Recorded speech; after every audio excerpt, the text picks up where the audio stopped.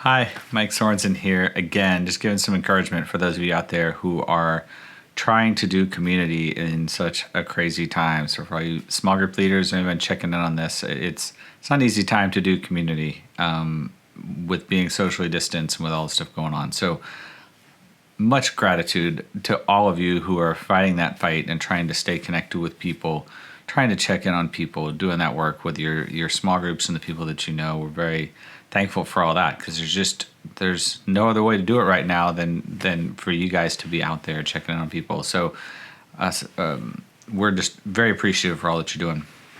So I got a little pop quiz for you today. So as we're thinking about this, I want to give you a scenario.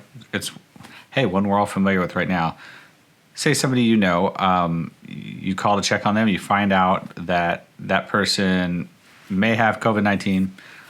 They're at home, mild symptoms, but they're having to quarantine. So they're stuck at home, they're by themselves and having to quarantine and feeling junky.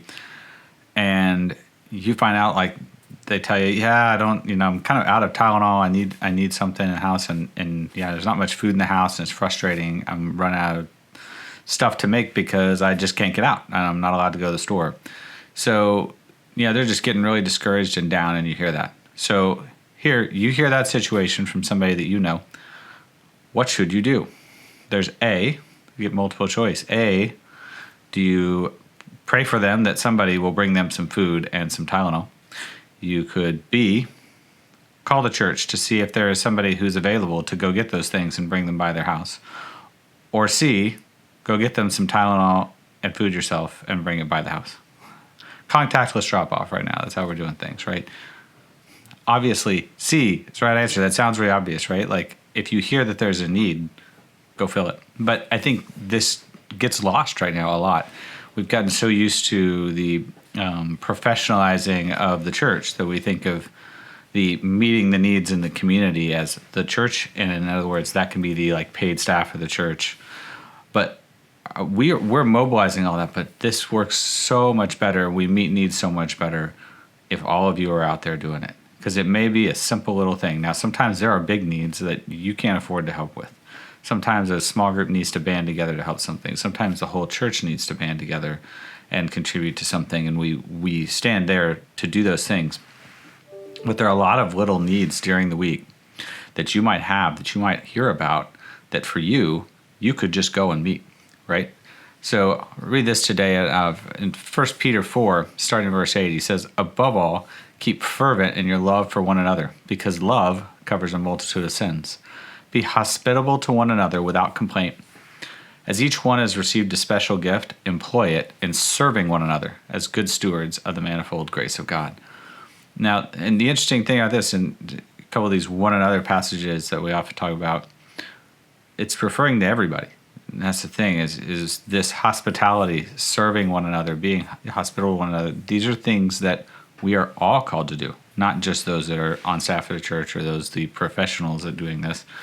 The professionals, our job is to mobilize this, but everybody is supposed to do this. If you're a believer in Christ, you're a follower of Christ, and especially you're a small group leader, you're doing this. This is something we are all called to do, because all of us have people that are in our circle that we can reach out to. And so when you see a need, first of all, you have to hear about a need. And so part of this is about checking in with one another. Who are the people in your circle that you're checking in with? We talked about that a few weeks ago. That if you know somebody that you haven't heard from a while, especially somebody you know is involved in the church, someone you know isn't out very much, this is a great time to call and check in on them. But meeting practical needs is important, right? Like, sometimes somebody just getting a meal dropped off on their doorstep, or even something, simple, like, I'm out of Tylenol and I can't get out, and somebody brings some by. Like, that's huge. It's amazing one little thing like that can do. And obviously, maybe someone needs a roll of toilet paper sometimes, that kind of thing. When things run out, when we hear of stuff like that, we want to be finding out that there's practical needs that people have. But we want to meet them too, and not have to run it through a bureaucracy or through the church, and the church, figuring out our budget. If all those things run through a specific staff member and have to run through some kind of church program, no matter how well we make those, it's still going to slow that process down. What we need is to mobilize all of us to be available, to be ready, to be checking in. Check in on somebody. And if you find out that there's a need, a practical need, especially a simple need like that, jump and do it. And just as I would say, make the assumption. If you hear that somebody that you know that has a simple need that you could meet, assume that God put you on the earth to meet that need, right?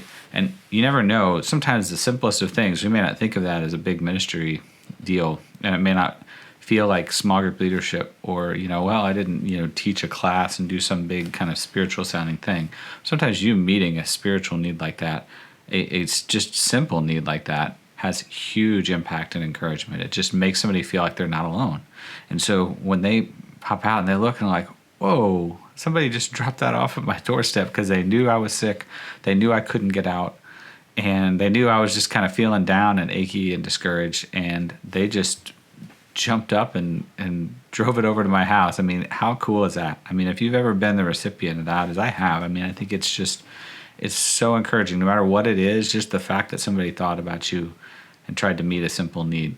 So ask for that too, because a lot of times people are not used to getting that, so they won't ask. They won't say anything. They'll say, no, I'm doing fine, when they really could use something. And so if you know of somebody that could use something, or you sense that maybe they could, ask and be specific to say, hey, is there anything simple I could do?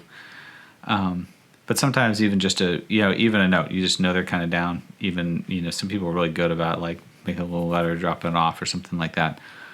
Find creative ways to do it, but also keep it simple. It doesn't have to take a huge, long time, right? Like this doesn't have to be you go on this huge, long project a lot of the time.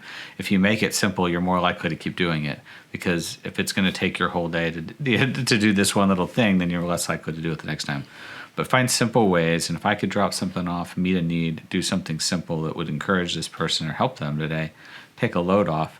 When we're all doing that, and one little thing may not be a big deal, but when we're all doing that, when there is hundreds of people that all have that mindset, that are all watching for needs and checking in on people and saying, hey, you know what, I'll take that one, I'll go do it. When that's happening on a big level, it impacts a culture of a church, it impacts the culture of a community, because you just have this army of people that begin to multiply doing kind things for one another. And that is an amazing thing to behold when it happens. So I would encourage you, start that with yourself. Be asking, be checking in on people. Take a couple minutes a day to just text or call a couple people that you know that might need something or might need encouragement that you haven't heard from in a while, whoever it may be. Call those people, check in on them. Take just a few minutes, simply check in. And if there's anything practical you hear that they need, be in prayer about that and say, God, if there's a need, lead me to it and let me be able to help or encourage somebody. Find a way to do that today. So anyway, I hope that's a good encouragement for you. I hope that there's people coming to your mind right now. Like just as we talk, you're thinking, you know what? You know who I haven't heard from a while? If a name or a face popped into your head while I'm talking, by all means, check with that person right now, because there's a good chance maybe that person popped into your head for a reason. So I hope that some of that's happening. And one more thing with that, if you're doing that and you take something by someone's house, I know as Christians, we don't like to toot our own horn. We don't like to, it's kind of weird to kind of come out and say, like, guess whose house I dropped something off at. We don't like to do that. But certainly, if you did that, we would love to hear about it. Please tell us these stories. I would love to know if there's somebody that you found out about a need and you were actually able to meet it. That's super encouraging for us as a staff and allows us to start telling those stories to others, even if anonymously, to say, hey, I heard this the other day. That when we start hearing those stories, it helps build momentum that more people want to do it, and it helps us to mobilize people to hear that. So we would love to know if some of that's happening. Give us some stories and tell us if somebody was really encouraged or helped by something that you, just because you called and checked in, would love to know about it. So share those stories with us. You can email me, text me, any one of us on staff. Just grab us and tell us a story. We would love to know. So hope you're well and you have a great week. Take care. Bye-bye.